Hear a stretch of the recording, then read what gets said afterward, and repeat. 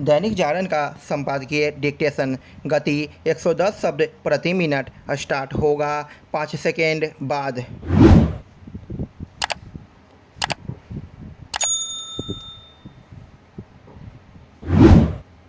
Start.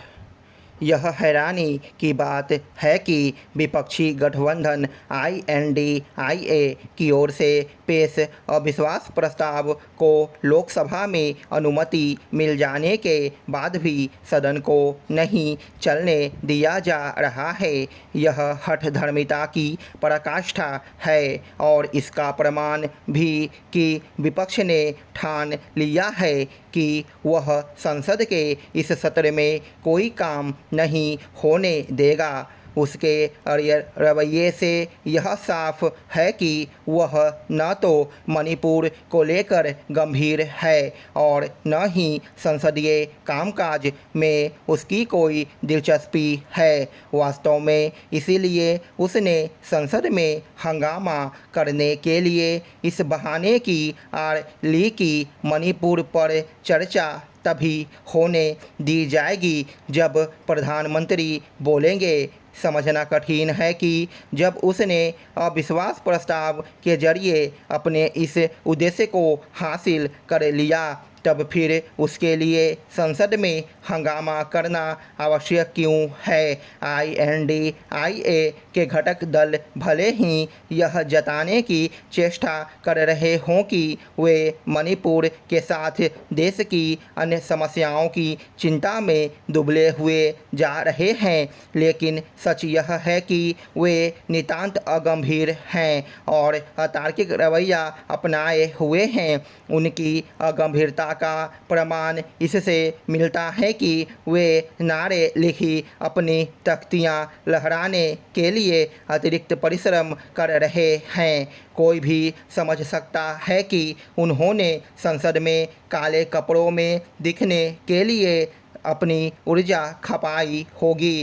काले कपड़े एवं झंडे विरोध का प्रतीक माने जाते हैं और विपक्षी नेताओं को ऐसे प्रतीक अपनाने का पूरा अधिकार है, लेकिन आखिर जनप्रतिनिधि के रूप में संसद में उनका काम अपने काले कपड़ों की नुमाइश करना है या फिर उन विषयों पर बहस करना जिन्हें लेकर वे अपनी चिंता जताने में लगे हुए हैं। आखिर यह कैसी चिंता है कि चर्चा करने के बजाय नारेबाजी पर मेहनत की जा रही है।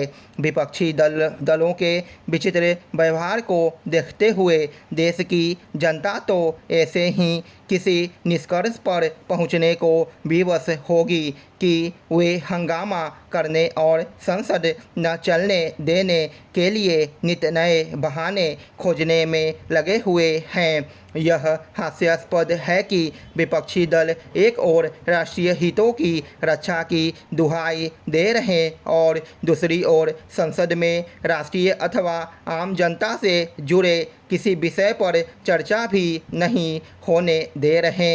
यदि वे यह मानकर चल रहे हैं कि जनता को यह सब समझ नहीं आ रहा होगा तो इसका मतलब है कि वे उसे बिल्कुल नादान मान बैठे हैं।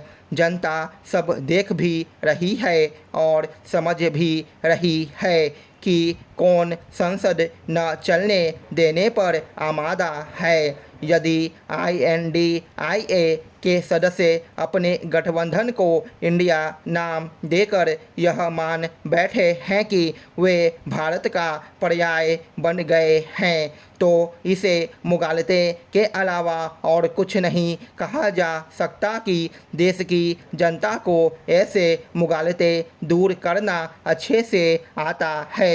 सफल एवं सार्थक जीवन के लिए पुरुषार्थ एवं कर्म आवश्यक है, लेकिन उनकी दिशा का सही होना और भी अधिक महत्वपूर्ण है।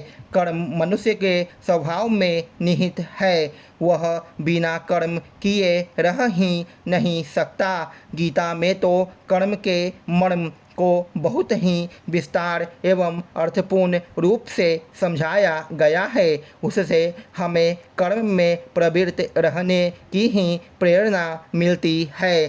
हम फल के परिणाम की परवाह किए बिना कर्मों में संलग्न रहें। एक मनीषी ने लिखा है, यह शरीर नौका है, यह डूबने भी लगता है और तैरने भी लगता है और ये स्थितियाँ हमारे कर्मों से बनती है। इसीलिए बार बार अच्छे कर्म करने की प्रेरणा दी जाती है, लेकिन ऐसा हो नहीं पाता है। हमें यह समझ लेना चाहिए कि जिस प्रकार एक डाल पर बैठा व्यक्ति उसी डाल को काटता है तो उसका नीचे गिर जाना निश्चित है, उसी प्रकार गलत काम करने वाला व्यक्ति अंततः गलत परिणाम का पात्र बनता है। उदाहरण के लिए हम किसी पर क्रोध करते हैं तो उसका प्रत्यक्ष फल हमारी आँखों के समक्ष आ जाता है। हमारा शरीर, हमारा मन, हमारी बुद्धि सब कुछ उत्तेजित हो उठते हैं, जिससे हमारी शक्ति का अपव्यय होता है।